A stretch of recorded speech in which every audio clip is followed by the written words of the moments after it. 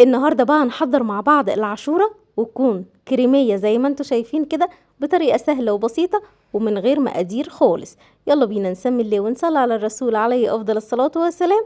وكل سنة وانتم طيبين، كل سنة وانتم بألف خير.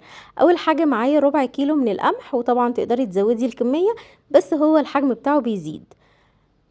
نقيته كويس جدا وبعد كده هحط عليه شوية مية وهسيبه منقوع لمدة ساعتين، وبعد الساعتين هغسله كويس جدا زي ما انتي هتشوفي دلوقتي، وبعد كده هنشتغل فيه على طول وما بياخدش وقت نهائي.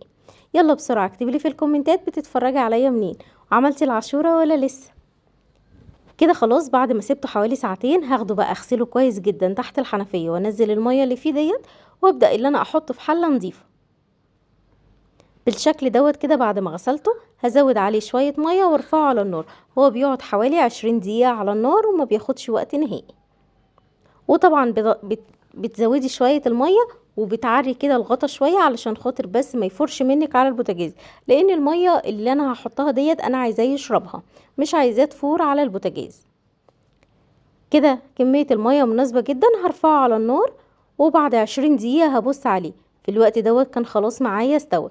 وطبعا اي ريم بيطلع منه وهو على النار بتقدري اللي انت تشيليه مع اول غلوة. في الوقت دوت البليلة بقت معايا تمام. تقدري في الوقت دوت تشيلي منها علبة تحطيها للولاد في التلاجة ياخدوا منها عند الاستعمال في الفطار وفي العشاء، برضو وجبة بتكون حلوة جدا. ومش عايزة كده يبقى نشتغل فيها على طول.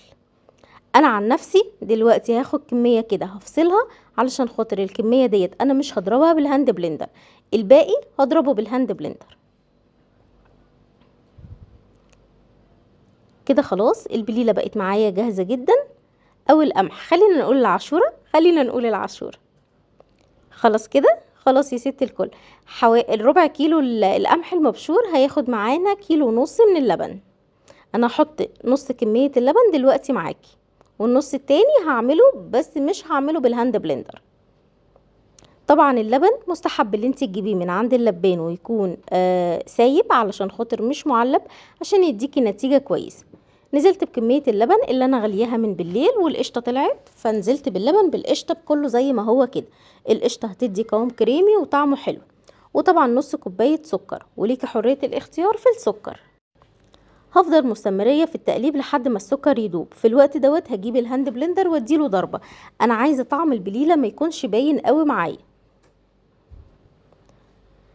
لو مش حابة تضربي بالهاند بلندر او بالخلاط سيبيها زي ما هي. انا كمان هعمل كمية كمان بس مش هضربها، بقية الكمية مش هضربها اللي انا شلتها من شوية.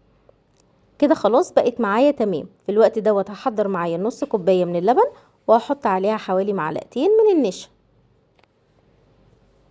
واللبن هيكون ساقع علشان خاطر النشا تدوب بسرعة وما تكلكعش معاكي. ما ينفعش تحطي النشا على طول عليها، لازم تدوبيها في شوية مية او في شوية لبن. كده خلاص بقت معايا تمام. هنزل بالكمية كلها وبرضو مستمرية في التقليب وعلى نار هادية مش عالية عشان ما يتحرقش معانا وما يفرش على البوتاجاز. خلاص كده بقت معايا تمام. طبعا هستنى لحد ما النشا تستوي معايا وياخد الغلوة الاولانية. في الوقت دوت تقدري تدوقي بقى السكر وتشوفي محتاج سكر تاني ولا لا. انا عن نفسي لما دقته حسيت اللي هو محتاج سكر تاني، فحطيت له حوالي معلقتين من السكر. لو مش عندك هاند بلندر تقدري تضربيه في الخلاط ضربة سريعة كده، مش هياخد منك وقت خالص بس النتيجة هتكون حلوة جدا للناس اللي مش بتحب طعم القمح يكون باين قوي. كده خلاص مية مية. هزود بس معلقتين السكر، دي كده المعلقة التانية. 3 معالق من السكر حلوين قوي على الكمية اللي انا عملتها ديت، مع الاضافة لنص الكوباية اللي انا حطيتها في الاول. مستمرية في التقليب لحد ما يبدأ اللي هو يتقل معايا. في الوقت دوت اول ما تطفي عليه النار تقدري تضيفي فانيليا، بس انا ما حطيتش فانيليا لان طعمه بيبقى مش حلو قوي مع الفانيليا، بس في ناس بتحب الفانيليا. نعمل مع بعض اختبار التسوية. لو الخط فضل زي ما هو كده يبقى التسوية مية مية. لو ان الاتنين جم على بعض يبقى محتاج اللي هو يستوي اكتر من كده، سيبيه شوية كمان على النار.